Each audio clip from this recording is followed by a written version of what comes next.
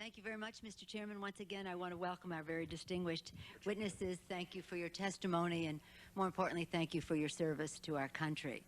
I have my question centers around the idea that immediately following September 11th, it appeared that the hijackers had come into our country. They were sort of like automatons. They went to their station, they waited for their signal, and they acted when they received it.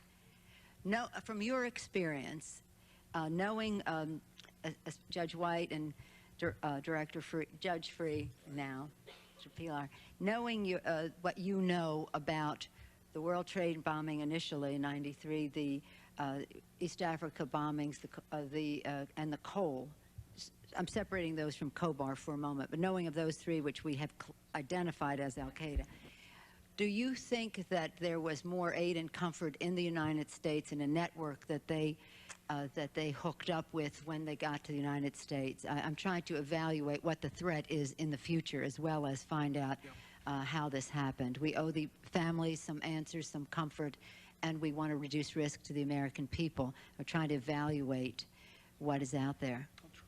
Well, I'll try to answer the question. Of course, I'm not privy to most of the non-public, in fact, any of the non-public facts relating to September 11th. In fact, that's why I quoted from Director Mueller's statement, because those are the facts as I understand them. No, Mr. Director, no, I just meant based on what you knew about East Africa coal and... Yeah, let me give you a couple of comparisons. In the East African conspiracy and attacks, two principles which I think are very important and relevant to September 11th. One,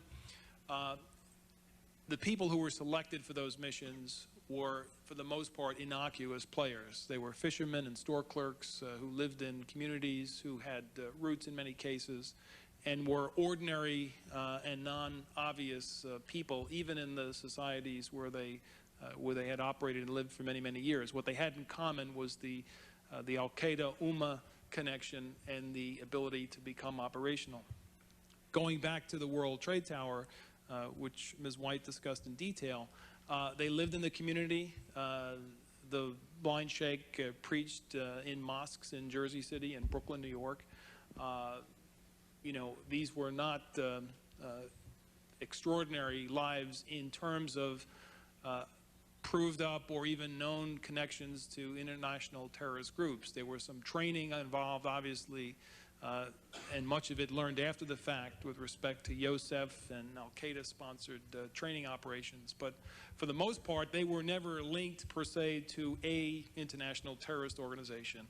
And I think the dynamic there is the selection and the preparation.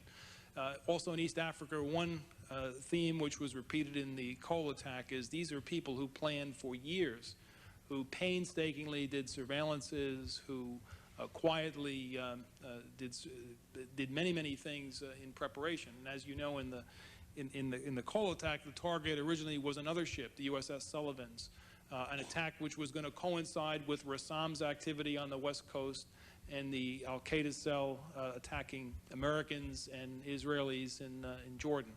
So very painstakingly planned by ordinary people, with very patient and time-consuming operations. Thank you, Mr. Director. Judge?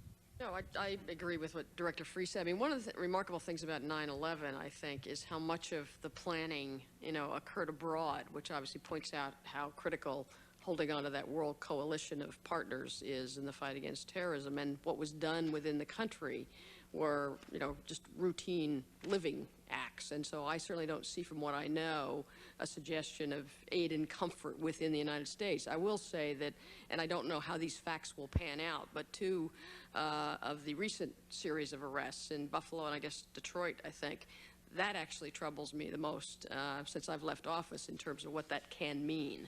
In other words, if you've got cells within the country, second-generation Americans, assuming that is so, and obviously it remains to be seen, who are, really are sleeper cells from within the country, that I think poses quite a danger if the facts turn out to be that. My time is expiring, but I just want to say, Mr. Director, that Judge Freeh, that I was pleased that you mentioned John O'Neill in your opening comments. I visited with him the day in June of 2001 that he had just come from the airport early in 2 a.m. in the morning. I met him about 9 o'clock when he just was debriefing some of the agents who had come back from Yemen that day. And of course, he was full of that story, and also full of knowledge of Osama bin Laden and his designs on the U.S. I can't help but think how things might have been different after September 11th. We had some of the benefit of his thinking to unravel some of this, to understand the threat that still remains in the U.S. Yes.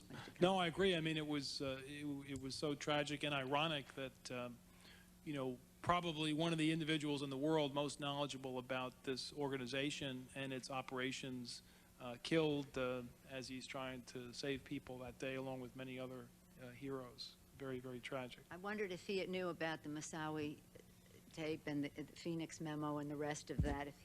I don't know if he knew about it or if he left the agency before that information came to the fore, because he seemed to be a person who had judgment about those issues. No, he was an excellent agent, investigator. I don't know the answer to your question, though. Thank you again for your testimony and for your service. Thank you all. Thank you.